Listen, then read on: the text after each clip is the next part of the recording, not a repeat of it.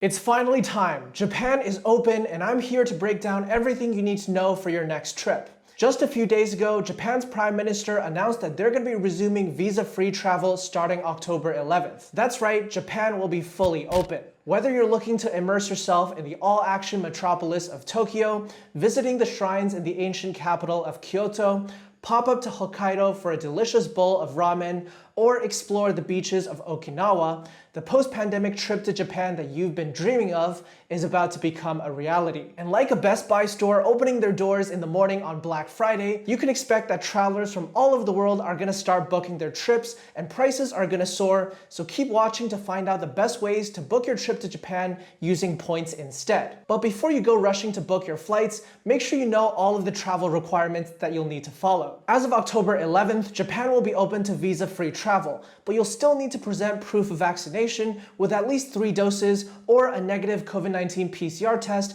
within 72 hours of your flight in lieu of that if you want to avoid quarantine. However, you can expect that virtually all pandemic measures in the country are gone. Restaurants, museums, and tourist attractions are all going to be open with no restrictions, with the only thing to be aware of being that masks are still required indoors and most Japanese people are still going to wear them outdoors, so it's probably best to get used to keeping your mask on again if you're going to come to Japan.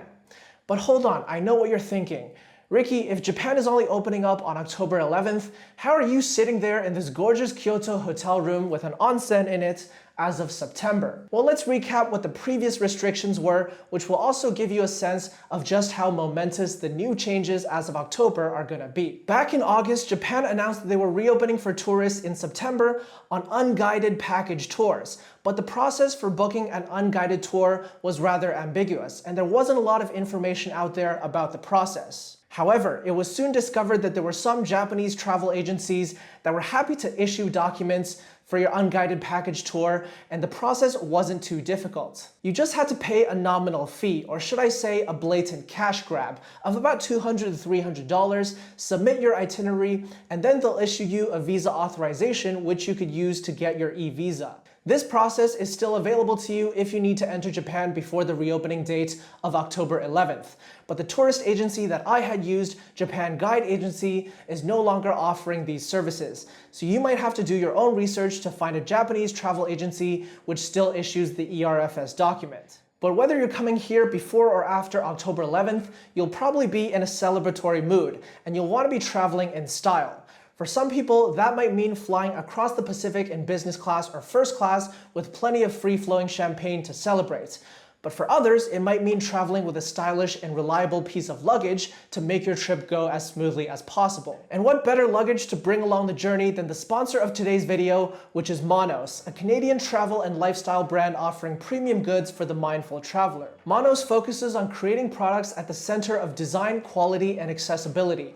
And they sent me over one of their hybrid carry-on suitcases to try out along my first trip to Japan in over 2.5 years. The hybrid carry-on comes in 3 different colors: champagne, obsidian, and silver. It's outfitted with a zipperless frame with only 2 locks that are used to secure the bag, as well as a very robust polycarbonate shell, along with aluminum guards on the corners. The interior compartments are also smartly designed, with ergonomic dividers and sturdy Velcro to press down on your belongings and store as much as possible. You can pick up your own Manos suitcase with a 10% discount using the code PRINCEOFTRAVEL or via the link in the description below. And thank you to Manos for sponsoring this video. So, what are the best ways to book luxurious flights to Japan on points to celebrate your first trip back? Well, your 2 best options are going to be with Japan's 2 national carriers. Japan Airlines First Class is bookable with only 70,000 Alaska miles each way from North America with free stopovers in Tokyo.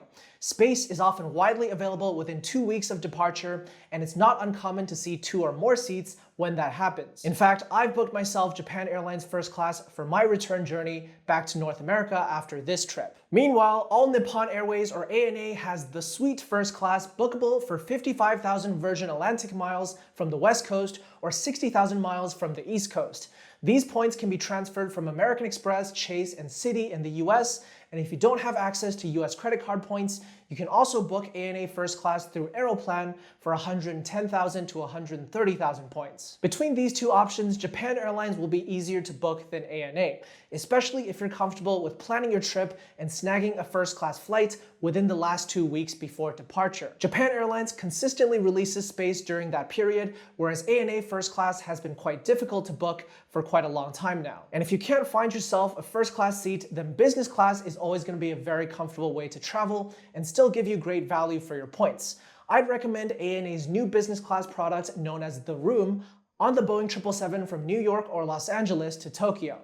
You can book this seat, which is considered one of the world's best business class cabins, for only 75,000 Aeroplan points. And indeed, that's exactly the flight that I took to get here to Japan on my first visit to the country in over 2.5 years. So make sure to watch this video next to see the full review of my experience on ANA's new business class and what you can expect on board this luxurious flight. And I'll see you right here in Japan once it reopens on October 11th.